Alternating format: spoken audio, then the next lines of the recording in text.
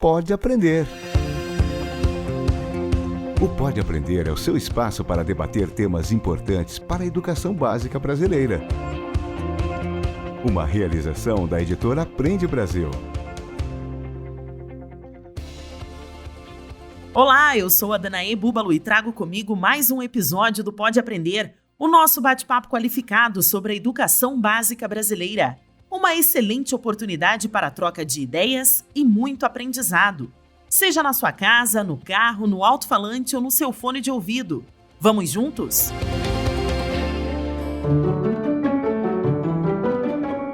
A gente brinca que a gente tem uma escola do século XVIII que está ensinando do jeitinho mais ou menos do século XX para alunos do século XXI, né? Então está ficando cada vez mais difícil casar a necessidade que as pessoas têm com aquilo que a escola está oferecendo. Um grande problema hoje é a ideia de que nós temos que aprender tudo o tempo todo, e aí a gente vai ver pelo viés aí da neurociência que a coisa não funciona assim, né? Ser multifuncional o tempo todo não é necessariamente uma coisa boa para o processo de aprendizagem. Livro aberto. Um dos principais desafios da atualidade no ensino é entender que estudar vai muito além de assistir às aulas e tentar memorizar os conteúdos para aplicar em uma prova. De maneira autônoma, o aluno deve saber não só o que, mas principalmente como estudar. Neste episódio do Pode Aprender, vamos trazer dicas baseadas na ciência sobre as melhores formas de estudar para reter o conhecimento e assim levá-lo para a vida. Os convidados de hoje falam sobre como o estudante pode assumir um papel de protagonista nos seus estudos. Vamos conhecer um pouco sobre o funcionamento do nosso cérebro ao adquirir o aprendizado. Então se prepare para suas anotações, porque é hora de se aprofundar no assunto. Pega a caneta. Participam do nosso bate-papo de hoje o professor Júlio Luckmann, filósofo e historiador, especialista em psicopedagogia, neurociência e emoção. O Júlio é mestre em educação e doutorando em emoção e cognição. Ele atua como palestrante, escritor e psicopedagogo e mantém um programa de aprendizagem chamado Aprender a Aprender. Então, Júlio, muito obrigada por aceitar o nosso convite e seja muito bem-vindo ao Pode Aprender. É um prazer, uma honra me conectar às mentes de outras pessoas, porque a partir do momento que a gente leva conhecimento, o mundo se transforma e tudo fica melhor. É um prazer. E a nossa segunda convidada é a Ana Lopes, doutora em ciência da computação e autora do livro Histórias de Aprendizagem. Ela mantém o programa Mais Aprendizagem para ajudar estudantes a redescobrir o prazer em aprender por meio da ciência cognitiva, neurociência e pedagogia. Ana, seja muito bem-vinda também ao Pode Aprender e obrigada por aceitar o nosso convite. Muito obrigada a vocês pelo convite. Eu gosto muito de trabalhar com esse público de professores, porque como eu ensino métodos de estudo, eu entendo que eu alcanço muito mais gente quando eu alcanço um professor que vai passar isso para frente. Então, estou muito feliz de estar aqui. Então, para a gente começar o nosso bate-papo, Juliana, eu acho que a gente pode começar a desmitificar essa questão dos erros, né, sobre as maneiras de estudar. Existem esses erros que precisam ser derrubados pelos estudantes e até mesmo pelos professores? Acho que a gente pode começar pela Ana. Nossa, existem muitos erros. Na verdade, a gente brinca que a gente tem uma escola do século XVIII que está ensinando do jeitinho mais ou menos do século XX para alunos do século XXI, né? Então está ficando cada vez mais difícil casar a necessidade que as pessoas têm de informação e de formação com aquilo que a escola está oferecendo, né? Então, a gente herda muitos erros do ensino tradicional, do nosso período de escolarização. E, Júlio, quais seriam esses erros, então, e como mudar isso dentro de sala de aula? Um dos primeiros erros que a gente precisa tirar assim, um pouco da mente das pessoas é que aprender é uma coisa fácil de fazer e a gente tem que o tempo todo fazer isso com base na ideia de prazer, né? A gente despreza o potencial que a própria dor, a própria autoestima que a pessoa vai desenvolvendo ao vencer algumas dessas barreiras tem sobre o processo de aprendizagem. Eu comparo sempre esse processo à corda de um violão, né?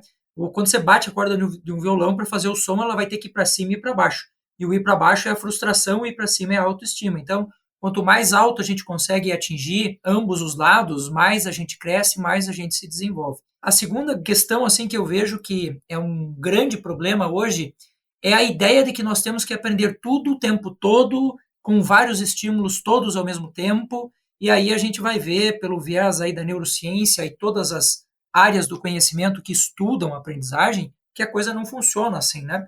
Ser multifuncional o tempo todo não é necessariamente uma coisa boa para o processo de aprendizagem. Eu vou aproveitar essa fala do Júlio, porque na atualidade, hoje em dia, o que não falta é conteúdo e o professor ele acaba atuando como um mediador dessas informações e desses conteúdos que o aluno recebe. Ensinar o aluno a ter uma autonomia na hora de estudar seria talvez o principal desafio, Júlio? É incrível que na escola nós tenhamos várias matérias, várias disciplinas falando sobre várias questões e ainda não se tem nas escolas uma disciplina do aprender a aprender. Como aluno, passei muitos anos da minha vida me arrastando literalmente no processo de aprendizagem até que alguém um dia, um professor de matemática, me falou: querido, você tem um método de estudo? Eu falei: não faço a menor ideia. Eu sento, leio e tento lembrar no dia seguinte daquilo que eu li. E aí eu fui entender a grande dificuldade que a gente tem pela falta do método em si.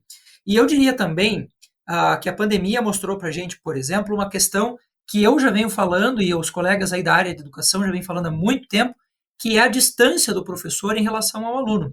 Então, essa semana mesmo eu estava conversando com o professor e ele falou: olha, que absurdo, os alunos com telefone celular na sala de aula. Eu falei: querido, qual é o momento do dia que esse cara não tem telefone celular? Será que não está na hora da gente entender que é o professor que tem que se aproximar dessa questão? A gente ir até o aluno e não tentar trazer eles, arrastá-los até nós.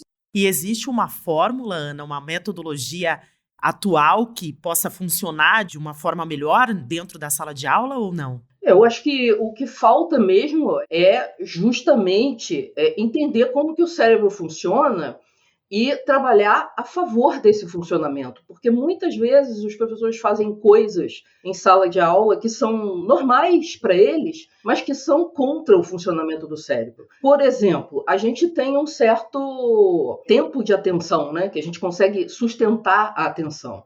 E aí chega um professor, tem uma aula dupla lá, e ele fica 1h40 falando informações novas na cabeça do aluno, com muito pouca interação. Isso é uma coisa corriqueira em aulas expositivas e, na verdade, boa parte desse conteúdo acaba se perdendo porque o aluno não tem condições de sustentar a atenção por tanto tempo. E eu acho que é válido, então, a gente saber as dicas da Ana e do Júlio. Quais são as práticas que podem ajudar os estudantes a entenderem como que funciona o nosso cérebro na hora de reter esse conhecimento dentro da sala de aula? Dá para a gente começar pela Ana. Bom, eu vou começar com uma dica que eu acho que ela é fundamental, que é criar o hábito de leitura. Porque tem pesquisas até bastante recentes mostrando que a leitura ela altera o cérebro, ela funciona como uma espécie de musculação do cérebro. E essa musculação atua justamente nas áreas mais nobres, que envolvem raciocínio, que envolvem a formação e a consolidação das memórias de longo prazo. Então, com o cérebro mais preparado, aí todas as outras dicas vão funcionar melhor. O professor Pierluigi Piazzi, ele dizia assim, isso fez um sentido enorme para a minha própria vida e fez um sentido enorme para os meus alunos, que é a gente conseguir fazer essa diferença entre o entender e o aprender. O entender, ele é função primordial do professor. Imagina uma linha no seu chão e você está do lado de cá dessa linha e você não consegue ultrapassá-la. É função do professor ajudar você a transitar para o lado de lá. Ou seja, antes disso eu não entendia, agora eu entendo. No entanto, o processo do aprender entra muito nisso que a professora Ana estava falando agora, que é da transformação do cérebro, que é da criação de redes neurais. Não é uma coisa tão simples. E os alunos, de uma forma geral, ainda não conseguiram dominar essa ideia de que aprender precisa de associação, precisa de repetição, precisa de emoção no processo, e que isso acontece também fora da escola. Então, a minha dica é: trabalha com a ideia do entender e do aprender para que o aluno possa fazer a parte dele. Existe um ditado popular que diz assim, né? Todas as pessoas podem fazer tudo por você, menos a sua parte. E a sua parte tem que ser feita, senão ele não aprende. Tem uma percepção de que nesse sistema cada vez mais conteudista, né, porque a gente está evoluindo muito o conhecimento humano e as escolas ficam tentando incorporar tudo que aparece e a gente tem currículos muito inchados. Com isso, a gente gasta cada vez mais tempo em aulas expositivas, que, por sua vez, são muito mal aproveitadas pelos alunos, porque os alunos têm uma atitude muito passiva na aula. Então, para você conseguir esse entender, que é o primeiro passo da aprendizagem, você não pode ficar passivo em sala de aula. Até porque, se você tem ali 5, 6, às vezes até mais horas de aula por dia, e você fica passivo e aproveita muito pouco daquilo, você vai ter que gastar um outro tempo para voltar e ver se você entendeu mesmo, e aí depois começar o processo de consolidação. A minha dica é você se tornar mais ativo. Uma forma simples de você fazer isso é você se propor a, em aula, fazer anotações super resumidas. Só o fato de você se propor fazer uma anotação muito resumida, só com o essencial, vai obrigar você a entender e também a pensar sobre o que você está aprendendo para poder selecionar o que vai e o que não vai ser resumido. E aí eu vou roubar a referência do Júlio, que é o professor Pierre, que ele gostava muito de dizer assim: a aula dada é a aula estudada hoje. A gente sabe que os primeiros momentos, as primeiras horas depois que você teve contato com uma informação, você esquece muito rápido. Então, você precisa, num período máximo aí de 24 horas após a aula, fazer uma revisão. Você fica mais ativo, entende melhor a aula e já produz um material que vai te permitir passar para a próxima etapa, que seria justamente a etapa de consolidação desse conhecimento. Uma dica que eu acho muito interessante é falar sobre a questão da aprendizagem. E a aprendizagem é um processo bioquímico. Por mais que a gente tente, e várias áreas do conhecimento tentem mostrar que há uma dissociação entre mente e corpo, o fato é que a mente está integrada no corpo, e sem corpo nada funciona. Nós temos que entender que a acetilcolina é um neurotransmissor que tem base na sua alimentação. Nós temos basicamente 2 sistemas de memória. Uma memória mais de trabalho, uma memória que organiza as coisas do nosso dia, e uma memória que é cortical, uma memória que é definitiva, que é de longo prazo. Para as coisas passarem da sua memória de trabalho para a sua memória definitiva, não tem como, não existe outra forma senão pelo sono. E, infelizmente, hoje as pessoas estão dormindo muito mal, porque nós confundimos a ideia de sono com quantidade, e não é quantidade que interessa. O nosso corpo biológico, inserido num contexto biológico, ele responde ainda a estímulos que foram programados há milhares de anos atrás. Por exemplo, a ideia da noradrenalina, da acetilcolina, da melatonina, que é super importante, né?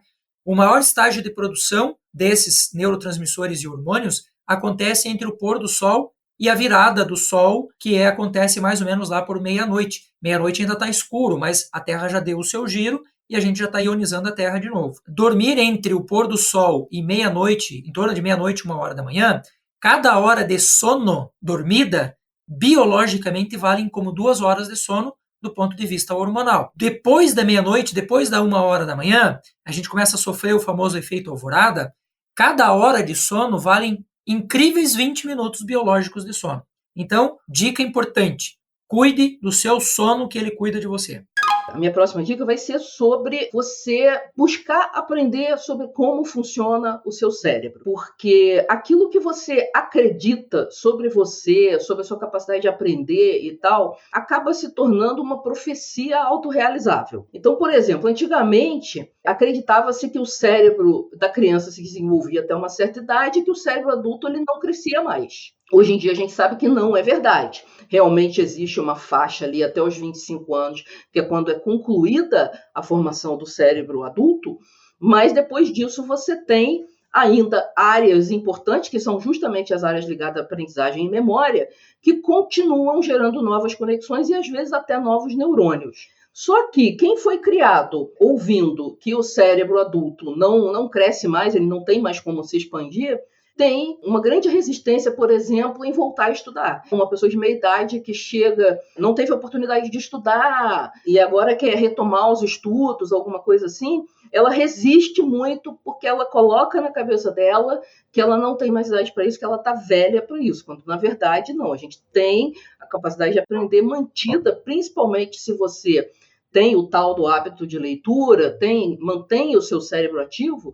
ela vai se mantendo. O cérebro é o órgão que menos envelhece. Então, é importante você entender como que funciona esse seu cérebro, nos vários aspectos, como que a memória funciona, como que eu posso aproveitar melhor a minha leitura, por que eu ler um pouquinho mais rápido melhora a minha concentração, porque aí você começa a compreender e até criar estratégias para aproveitar melhor o seu tempo de estudo. A gente precisa entender que o nosso processo emocional, ele tem uma participação muito grande na aprendizagem e é importantíssimo que os alunos façam também a programação do seu tempo psicológico, que é a capacidade que a gente tem de perceber esse tempo e de valorar este tempo. Um exemplo clássico disso no processo de aprendizagem. O sujeito adora matemática, mas ele odeia história. Então, o que vai acontecendo na vida prática do sujeito? Ele vai ficando cada vez melhor em matemática e cada vez mais distante de história. Porque às vezes ele vai para a aula de história pensando, meu Deus, vou passar 1 hora aqui escutando esse cara. Se o aluno consegue entender o que eu chamo de presencialismo, né? O presencialismo não é estar de corpo presente em alguma coisa, mas estar 100% ali, corpo e mente. Então, o tempo histórico, o planejamento de tempo cronológico é importante, mas o tempo psicológico também.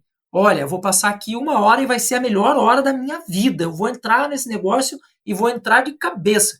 E não é assim que acontece na maior parte das vezes. Então, trabalhe um pouco essa coisa do tempo psicológico, professor, que você vai ver que faz uma diferença muito grande.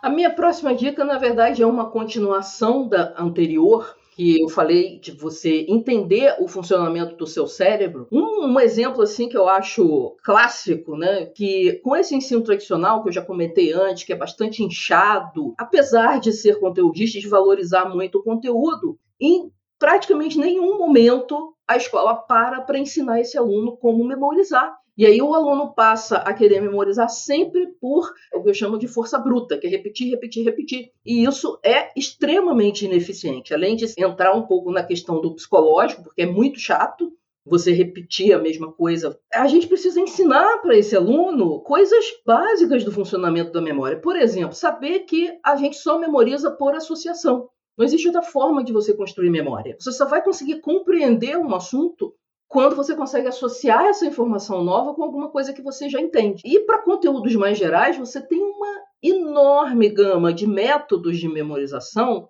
que vão desde coisas muito simples, como o agrupamento de informações, até técnicas mais avançadas, poderosas, e que às vezes as pessoas não dão muita bola, como, por exemplo, o Palácio da Memória. O Palácio da Memória, ele usa os melhores recursos que você tem da sua memória, que é a memória visual, a memória espacial, e você consegue memorizar quantidades monstruosas de informação com aquilo. Eu tenho trabalhado bastante com os meus alunos, tem dado um impacto muito interessante na aprendizagem, a capacidade que as pessoas têm de desenvolver uma atenção concentrada naquilo que eles estão fazendo.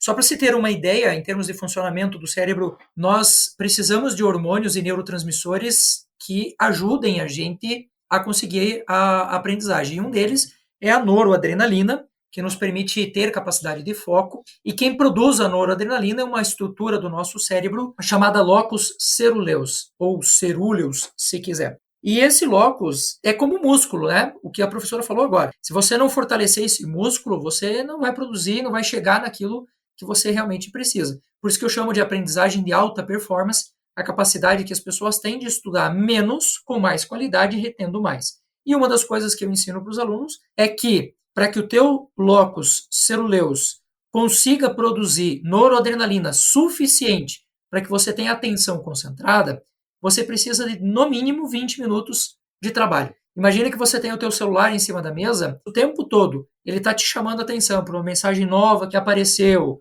uma distração nova, você está quebrando esse processo o tempo todo.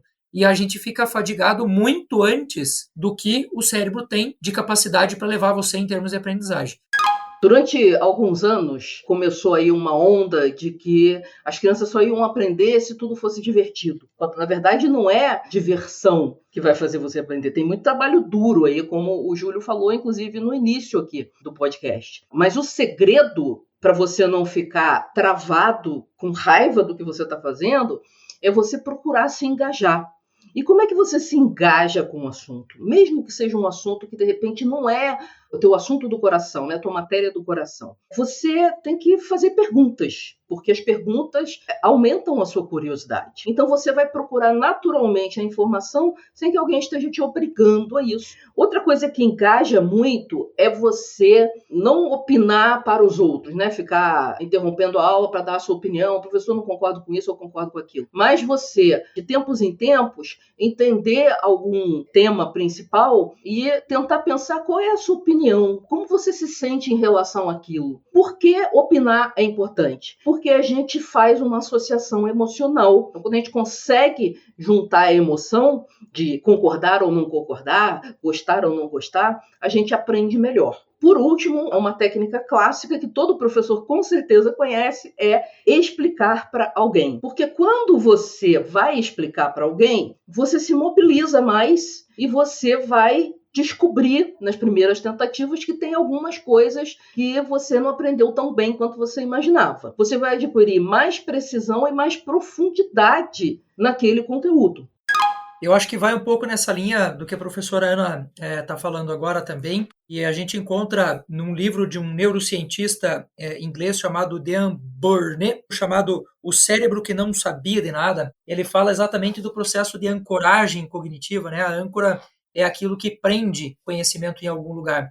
E ele explica nesse livro que quando a gente ouve um professor fazer uma explicação, a gente usa em média 4 áreas do nosso cérebro para ancorar isso. Quando eu repito o que o professor me disse, eu uso cerca de 8 áreas, ou seja, eu dobro a capacidade que eu tenho de ancorar. Agora, à medida que eu explico para alguém com intencionalidade, quando eu coloco realmente uma intenção no processo, ou eu escrevo, por exemplo, eu atinjo 40 áreas do cérebro. E o exemplo que eu dou é um exemplo que eu faço na minha prática até hoje como professor. Eu não aplico prova na escola que eu elaborei, porque eu entendo que à medida que um aluno me ajuda a compor a prova, que ele me ajuda a construir uma avaliação, ele também estará engajado no processo de entender por que ele está fazendo aquilo. Então, hoje eu oriento, por exemplo, em escolas que eu tenho mais de uma turma, né? Eu ensino qual que é a lógica que eu quero da avaliação e uma turma faz a avaliação para outra. E o processo, o engajamento dos alunos em fazer a avaliação para a turma do que está do lado é uma coisa incrível. E o que eu estou buscando ali? Ele vai estar me mostrando o que ele sabe e o que ele não sabe. Pergunta clássica, né? Quantas vezes na vida você ajudou um professor seu a preparar uma aula ou a preparar uma avaliação? Eu aposto meus 2 dentes da frente que a maior parte, mais de 90%, vai responder que nunca participou. Então, criar o engajamento, criar a ancoragem cognitiva, isso vai fazer uma diferença enorme. E eu posso dizer isso não só porque eu li em livros, mas porque eu faço isso no meu dia a dia. Para se inspirar. Já que o assunto do episódio de hoje é entender quais as melhores formas de estudar para adquirir o conhecimento, vamos conhecer uma iniciativa do município de Sananduva, no Rio Grande do Sul, que utiliza o Aprende Brasil Digital como forma de ajudar os alunos do município a terem mais autonomia na hora de estudar e adquirirem mais conhecimento. Meu nome é Luciana Crestani, sou secretária da Educação, Cultura e Desportos de Sananduva. Estou aqui para contar um pouco sobre como a plataforma do Aprende Brasil Digital nos auxilia. O Aprende Brasil Digital foi essencial para que conseguíssemos seguir as atividades escolares durante a pandemia. Enquanto estávamos impossibilitados de ministrar aulas presenciais, foi por meio da plataforma, principalmente das aulas síncronas, que conseguimos nos conectar com alunos e famílias e, assim, dar andamento às atividades escolares. Após o retorno presencial, nós seguimos utilizando a plataforma de modo assíncrono, agora para encaminhar atividades aos alunos, sejam elas orientações ou vídeos sobre o conteúdo estudado, jogos ou links de sites que complementam o aprendizado. Entendemos como fundamental seguir utilizando a plataforma do Aprende Brasil Digital, já que além das possibilidades mencionadas, a ferramenta também impulsiona o letramento digital de alunos e professores. Múltipla escolha.